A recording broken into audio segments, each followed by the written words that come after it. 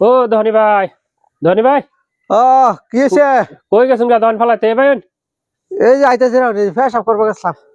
আজ চালেন এই যে হাসুন লাগছে না যে বাড়ির থেকে আন্ডাওয়ালা মুরগি বেচছে আচ্ছা, পয়সা দিয়ে দিচ্ছে হাসুন কিনবার লাগিয়ে। মানে হাসুন কত আসুন তো 20 টাকা ব্যস্তাছি। এমনি ইনস্টলমেন্টে লইলে স্টোর তো 25 টাকা পড়বো। 25 টা। 25 টাকা পড়বো। ডাউন পেমেন্ট কত দিন লাগবো? ডাউন পেমেন্ট মানে এই হাসুন ইনস্টলমেন্ট হলে বেড়েছুন। হ্যাঁ একটা লইতাম। হাসুন কিবা ইনস্টলমেন্ট দেব।